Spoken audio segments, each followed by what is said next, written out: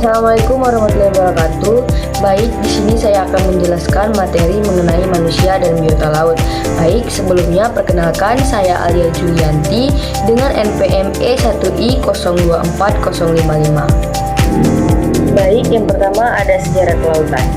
Negara Indonesia adalah negara yang terdiri dari belasan ribu pulau, bisa juga disebut sebagai negara kepulauan atau archipelagic states.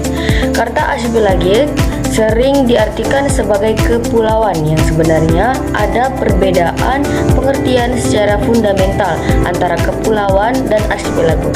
Kata kepulauan sendiri berarti kepulauan, pulau-pulau, sedangkan istilah archipelagi berasal dari bahasa Latin yaitu archipelagus yang terdiri dari dua kata yaitu archi yang berarti laut dan pelagus yang berarti utama, sehingga arti sesungguhnya adalah laut utama. Baik, selanjutnya sebagai negara bahari, Indonesia tidak hanya memiliki satu laut utama, namun tiga yang dimana pada abad 15 dan 14 merupakan zona komersial di Asia Tenggara yaitu Laut Banda, Laut Jawa, dan Laut Flores, di mana kegiatannya merupakan zona perairan yang paling menjanjikan. Baik, perlu diketahui, sejak zaman awal kerajaan di Indonesia, kehidupan kelautan di Indonesia sudah sangat fundamental karena daerah Indonesia yang merupakan daerah kepulauan yang membutuhkan lautan untuk mengakses daerah antara daerah. Armada laut yang dimiliki oleh kerajaan seperti Sriwijaya, Majapahit, hingga Demak pun tak bisa dipandang sebelah mata. Sebagai kerajaan maritim, mereka sangat berperan dalam perdagangan di Indonesia.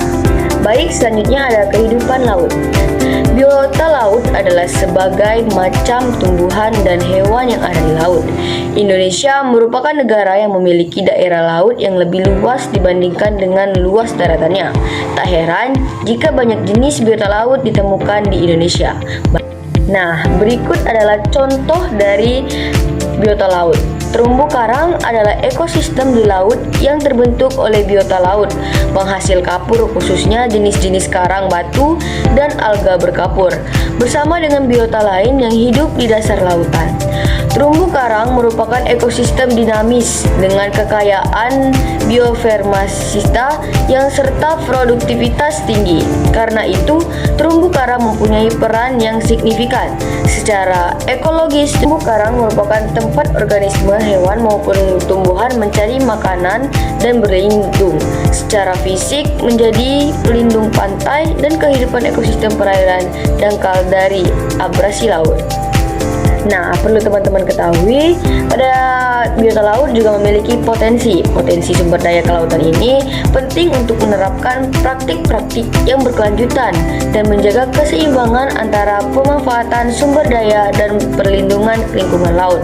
Dengan memanfaatkan keberagaman hayati dan keindahan alam laut secara bertanggung jawab, Indonesia dapat terus menjadi pemimpin dalam pemanfaatan dan pelestarian sumber daya kelautan untuk kesejahteraan generasi mendatang.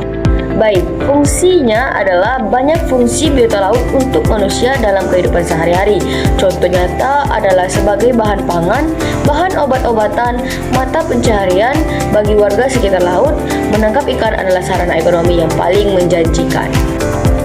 Permasalahan yang dapat kita lihat dari kerusakan ekosistem terumbu karang dapat disebabkan oleh faktor alam dan manusia. Namun, kerusakan yang disebabkan oleh aktivitas manusia merupakan faktor perusakan yang paling parah pada ekosistem terumbu karang.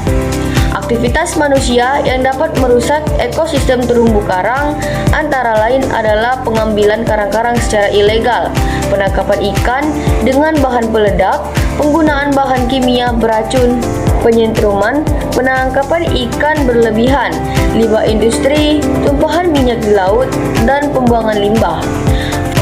Faktor alam juga dapat merusak ekosistem terumbu karang. Meskipun dampaknya tidak separah akibat oleh manusia, kerusakan yang disebabkan oleh faktor alam seperti perubahan suhu laut, angin topan, perubahan iklim global, gempa bumi, dan kenaikan permukaan air laut.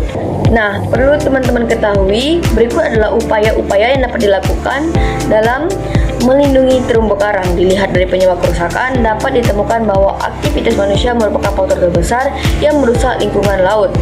Tekanan untuk mengoplitasi sumber daya terumbu karang terus meningkat sehingga menyebabkan kondisi terumbu karang semakin lama semakin terdegradasi.